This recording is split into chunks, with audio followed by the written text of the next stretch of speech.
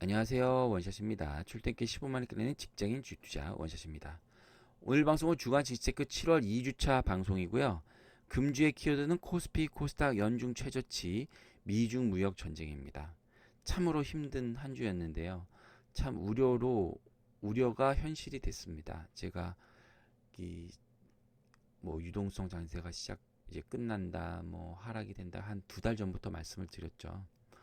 근데 이제 진짜 그게 본격화되면서 이제 이번 시간에는 이슈체크에서 하락장에 대응하는 자세에 대해서 한번 알아보도록 하겠습니다.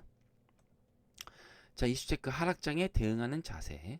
자, 이제 수급표를 한번 보시죠. 오랜만에 보시죠. 테이블 좀 복잡하지만 이제 왼쪽부터 보시면 18년, 17년 코스피 이제 월별로 지수 최고점, 지수 최저점 그 달에 변동폭 그리고 개인과 외국인과 기관이 그 달에 얼마 사고 팔았는지를 보여드리는 거고 이해하기 쉽게 빨간색이 판 겁니다. 한 달 동안. 일단은 보시면 그 가운데 변동폭을 한번 보세요. 17년에 주가가 올라갈 때는 변동폭이 두 자리였죠. 83, 81, 88, 71, 75. 근데 18년 주가가 상승하다 빠지면 어떻게 되나요? 변동폭이 커졌죠. 세 자리가 넘지 않습니까, 지금? 변동폭이. 그러니까 그 어떤 이제 방향을 턴할 때 균열이 일어나는 거죠. 땅도 한번에 쫙 갈라지는 게 아니라 땅이 쫙 갈라지기 전에 영화 같은 데 보면 지지지지 막 막 움직이다가 쫙 갈라지잖아요. 그런 겁니다. 특히 이제 이걸 보시면 개인은 18년에 2월 이후로 쭉 샀어요. 근데 외국인과 기관은 이렇게 보시면 결국엔 팔았습니다. 왜 외국인과 기관, 특히 외국인이 팔았을까? 보시면 어, 코스피는 대형 수출주 중심으로 이루어져 있습니다. 정유, 화학, 철강, IT, 전자 이런 대형 수출주로 돼 있죠. 근데 글로벌 경기가 둔화된다. 그러니까 정확히 얘기하면 둔화가 되는 게 그 이유가 경기가 과열이어서 미국이 그 경기 과열을 진정시키기 위해서 금리를 인상하면서 긴축을 이제 하면서 경기가 이제 꺾이기 시작하지 않습니까? 그래도 미국은 좋으니까. 그렇기 때문에 그에 따른 수출 감소가 우려되고 있다라는 말씀을 드리는 겁니다. 그렇기 때문에 외국인이 지금은 그럭저럭 삼성전자, SK하이닉스 실적 나와도 향후가 지금보다 더 좋지 않을 것 같다는 생각에서 파는 거죠. 주식만. 제가 계속 말씀드리지만 주식은 이게 지금 좋냐 나쁘냐를 판단하는 게 아니라 더 좋아지느냐 더 나빠지느냐를 판단하는 거죠. 지금 나빠도 좋아질 부분이 있으면 매수를 할 수 있는 거고 지금 좋더라도 향후에 더 좋아지기 힘들다 그럼 매도를 해야 되는 거죠. 주가의 속성이 그렇다는 거 여러 번 말씀드렸죠. 어쨌든 이런 한국의 그런 수출 감소에 대한 우려가 반영되고 있다. 라는 말씀을 드립니다. 자, 이제 코스닥은 좀 얘기가 틀립니다. 이게 코스닥 수급 차트인데요. 보시면 그 6월을 보시면 외국인이 샀습니다. 어떻게 보면 18년 들어서 가장 많이 샀습니다. 근데 18년에 그 6월에 지수 최고점 883, 지수 최저점 815인데 18년 최고 지수 최고점이 18년 1월 927입니다. 생각보다 많이 빠지진 않았지만 좀 빠졌죠.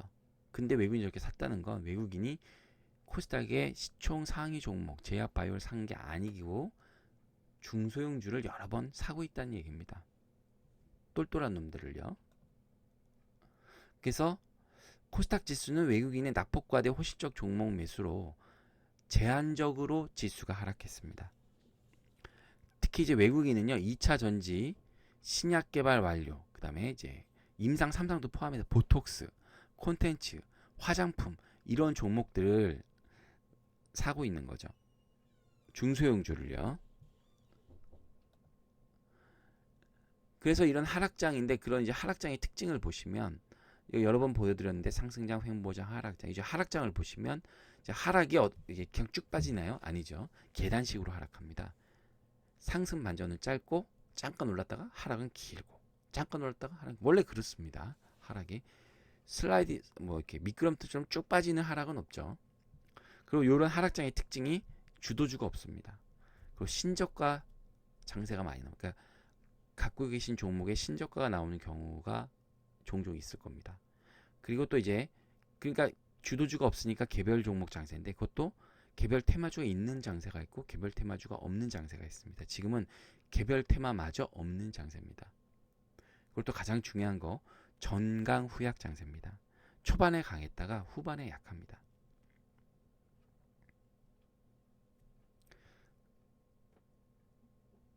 상승장은 어떠나요? 처음엔 약해도 강하니까 전약 후강이죠.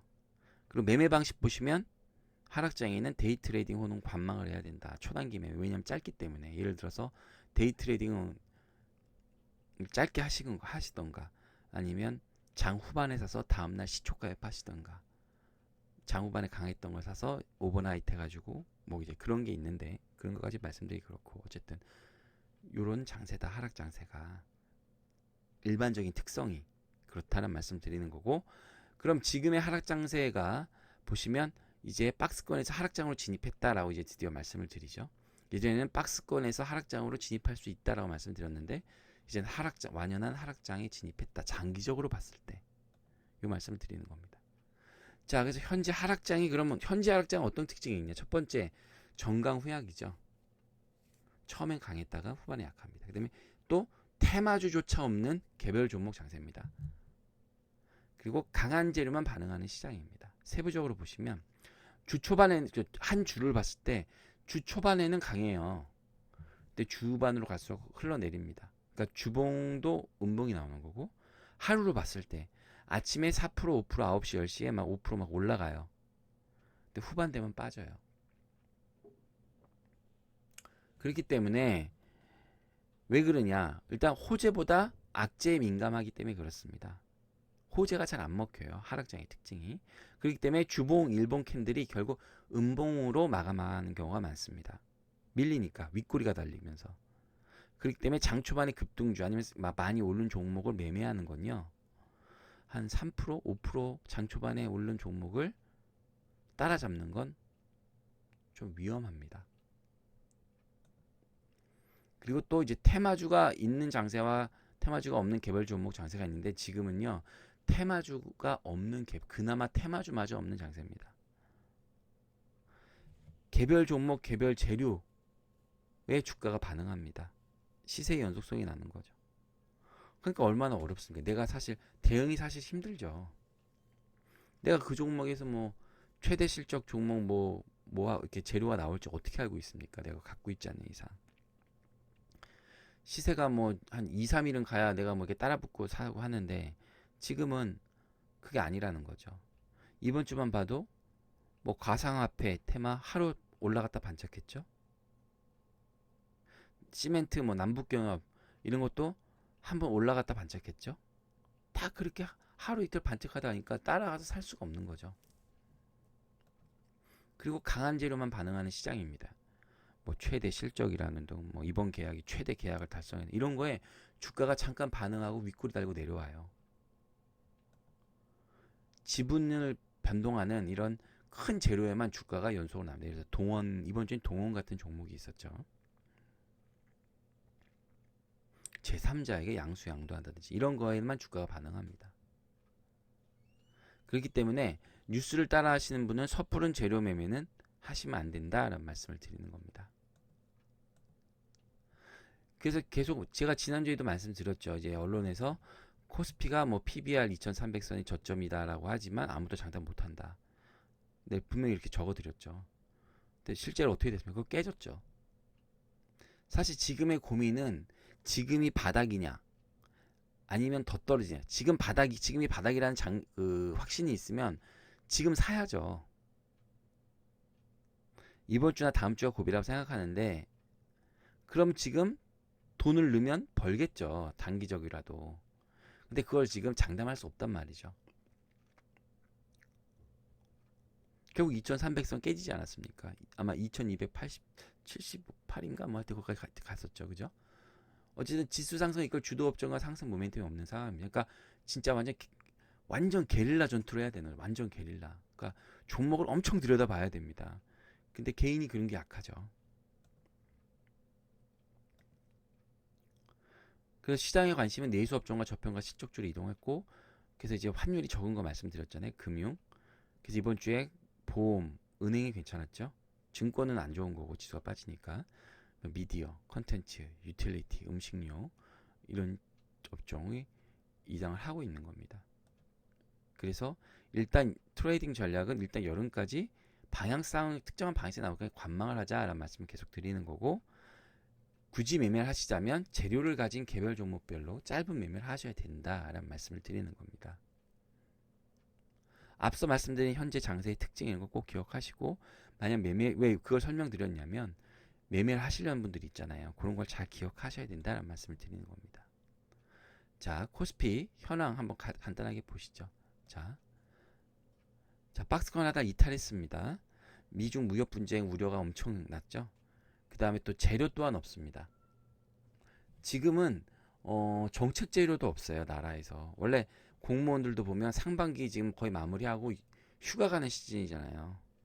뭐 정책 재료라도 좀 나와야 뭐 나라에서 뭘 한다 그런 게 한다는 게 한 뭐 9월, 7월 이때쯤이나 나오지. 8월, 9월쯤에 나오지. 지금은 재료도 없단 말이죠. 근데 외국인과 균이 파니까 쭉쭉 빠지는 겁니다. 그래서 2월부터 시작된 박스권 하나 이탈했고요. 제가 생각하기에는 2250선에서 기술적인 반등이 가능할 것 같습니다. 2250은 깨지지 않을 것 같은데 뭐 사실 그것도 가봐야 하는 건데, 어쨌든 제가 보기에는 2250이 7월 5일에 한번 터치를 했네요. 2243까지 기술적인 반등이 가능하지 않을까라고 하는데, 코스피는 좀 쉽지 않습니다. 그나마 이번 주 은행 보험 하나 올랐습니다. 차트면 쭉 빠졌네요. 뭐 볼 것도 없죠. 뭐 그죠? 그래서 미중 무역 전쟁 때문에 빠졌죠. 왜냐? 중간재를 우리나라가 중국에 수출하는데, 그래서 그 중간재 가지고 중국이 가공을 해서 완성품을 미국에 이제 수출하죠. 그러니까 결국엔 미국의 수출이 줄어들면 우리나라도 중국에 대한 중간재 수출이 줄어들 거다. 그런 게 우려가 되는 거죠. 그래서 외국인과 기관의 매도세가 지속되는 거고요. 보시면 수급 주체가 부재가 됐고 거래 대금이 드디어 5조까지 내려왔습니다. 제가 코스피는 한 8조에서 9조가 1일 거래 대금이 돼야 되니까 돈이 여러 번 빠져나간 거예요. 증시에서. 이제 5.1조까지 있잖아요. 7월 5일 날 보시면. 그러니까 상승을 하려면 여기서 다시 올라가야죠. 그래서 외국인 매수 전까지는 상승 전환은 어렵다라는 말씀을 계속 드리는 겁니다. 그러니까 쉽게 말해 수출이 많은 주식이 어렵죠. 종목이. 자, 코스닥 한번 보시죠. 코스닥도 박스권 하다 이탈했습니다. 근데 하나 보실 게 지수 하락에 비해서요, 시장의 매도 주체가 강하지 않은 상황입니다. 그러니까 많이 빠지긴 빠졌는데 그만큼의 매도 강도가 세지 않았다는 거예요. 결국 시장이 좀 과민 반응한 면이 있다 라는 말씀을 드린 거예요. 그래서 코스닥은 779, 750에서 기술적 반등이 가능한 것 같습니다. 그러니까 어느덧 좀 횡보하다 반응을 할 수도 있을 것 같은데, 한번 제가 보기에는 750선에서 한번 관심 있게 보자 말씀을 드립니다. 그러면 어떻게 관심 있게 보냐는 한번 좀 이따 이제 보시죠. 그래서 이번 주에 굳이 올랐다 치면 미중 무역 분쟁 관련 수혜주, 사실 이것도 뭐 테마라고 말하기도 그렇지만 뭐 예를 들어서 대두 관련으로 삼립, 삼양식품, 삼립이죠. 예, 뭐 이런 거, 그 다음에 뭐 피델릭스, 뭐 반도체, 뭐 이런 것들이 있는 거죠. 이런 이제 이게 테마가 형성될지도 모르겠지만 어쨌든 이런 게 아주 극소수의 종목만 올랐습니다. 시원하게 빠졌네요. 코스닥도 그죠? 근데 여러분 보시면 7월 1주차 박스 밑에 보면 좀 지지가 됐잖아요. 근데 이게 지지됐다 볼 수 없는 게 거래량이 별 변화가 없지 않습니까? 그러니까 여기서 이제 중요한 거, 시장의 수급 주체가 부재한데 보시면 1일 거래대금이 5월에는 5억 원대였죠. 그죠? 6월에는 4억 원, 7월에는 3억 원대로 줄어들었습니다. 이 3억 원대가 작년 코스닥이 오르기 전에 1일 거래대금이에요. 그러니까 어느 정도 코스닥은 추가 하락은 제한적이다. 750포인트까지는. 근데 우리의 고민은 그런 반등을 할 때 뭐가 올라가냐를 보는 거죠. 도대체 어떤 놈이 올라갈까? 그러면 그걸 750분 부분에 사서 기다리느냐, 반등하는 걸 보고 올라가냐 고민하는 거고, 그러면 이제 우리가 대충 생각하기에는 이제 2차 전지라든지 보톡스, 앞서 말씀드린 보톡스, 화장품, 중국 소비주, 이제 이런 거를 머리에 쏙게 두고 기다리는 거죠. 그래서 시장에 기술적 반등 나올 때 새로운 재료가 나올 때까지 시장을 관망할 필요가 있다라는 말씀을 드리는 겁니다. 지금은 아무리 제가 종목을 둘러봐도 뭘 사서 올라가기가 쉽지가 않습니다. 그래서 이번 주 증시 전략에 대해서 이제 마지막으로 말씀드리겠습니다. 자, 장기적으로요, 하락장에 진입했습니다. 확률이 높지만 아까 말씀드렸지만 뭐 미끄럼틀처럼 쭉 빠지는 게 아니죠. 상승 반전은 짧고 하락은 긴, 그런 게 이제 추세의 특징 아닙니까? 그래서 지금 단기적으로 빠졌기 때문에 기술적 반등이 나올 수 있는 시점이에요. 지금은 아까 말씀드린 그 지지 포인트들에 맞춰서 제가 원래 그림은 잘 안 쓰는데 이게 군인이 매복하고 있는 그림입니다. 그러니까 지금은 그런 기술적 반등을 기다리고 있어야 됩니다. 매복하면서. 근데 어떻게 기다리느냐? 일단 시장을 관망하면서 현금을 갖고 있어야 됩니다. 현금을. 물리신 분도 마찬가지입니다. 뭐 50%? 뭐 이렇게 물리신 분은 내가 잘 모르겠어요. 근데 뭐 20% 물리거나 30% 물렸던 분들은 현금을 갖고 있다가 이제 기술적 반등을 기다리죠. 그리고 반등을 할 때 과연 어떤 새로운 재료가 나오는지 관찰을 하고 저렇게 타겟팅을 하고 있어야 됩니다. 그래서 그때 한번 물타기를 하든가 아니면 현금 갖고 계신 분들은 사서 가든가. 어차피 이제 추세가 상승 반전이 힘들기 때문에 돈 벌 수 있는 기간보다 돈을 잃는 기간이 더 많아요. 그러니까 돈을 벌 수 있는 기간이 짧아요. 그 시간을 잘 활용해야 됩니다. 그러니까 주식을 상식적으로, 그래서 여러분 보세요. 아까도 말씀드렸지만 상승 반전은 짧고 하락은 긴 게 하락장의 특징이라고 말씀드렸잖아요. 그러면 주식을 길게 갖고 있어야 돼요? 짧게 갖고 있어야 돼요? 짧고 강하게 갖고 있어야 됩니다. 그렇기 때문에 지금은 현금을 최대한 갖고, 물리셨건 아니셨건 기술적 반등을 기다리다가 저렇게 타겟팅을 하다가 반등 시에 이제 특히 새로운 재료가 나오면 그때 튀어나가는 종목이나 재료가 가장 강한 재료입니다. 그때 빨리 따라붙는 게 좋을 것 같고요. 일단 예비 후보 주자는 앞서 말씀드렸죠. 2차 전지, 뭐 보톡스, 뭐 여러 가지 이런 거 말씀드렸잖아요. 앞서 그런 거 중심을 하고 또 있고, 진짜 또 새로운 재료가 또 나올 수도 있습니다. 테마가. 그런 걸 잘 타겟팅하고 따라붙어서 짧은 시간에 수익을 쫙 내고, 뭐 말은 쉽습니다. 뭐 어쨌든 수익을 내서 손실을 줄이고 수익을 내고 하는 것이 지금의 자세다. 제가 여러분한테 진짜 기억을 명확하게 위해서 오죽하면 제가 사진을 잘 안 쓰는데 사진까지 매복을 하고 기다려야 됩니다. 총알을 잔뜩 장전한 다음에요. 분명 그 시기가 옵니다. 기술적 반등은 나올 수밖에 없어요. 근데 이제 그 시점이 뭐 당장 내일일 수도 있고 뭐 일주 후일 수도 있고, 근데 분명한 건 재료를 보고 어떤 놈이 가장 강하게 튀어나가는지 반등 시 그걸 보셔야 됩니다. 그리고 그런 종목은 또 서서히 올라가는 게 아니라 지금은 돈이 갈 곳이 별로 없기 때문에 급격히 빨리 올라가니까 증시를 잘 보고 계셔야 됩니다. 자, 이제 방송은 마치고요. 7월 14일 주간지지고 7월 3주차 방송이 있겠습니다. 많은 시청 부탁드리겠습니다. 자, 어떻게 잘 보셨나요? 잘 보셨다면 구독 버튼, 좋아요 버튼 꾹 눌러주세요. 저한테 큰 힘이 되니까요. 이상 원샷이었습니다.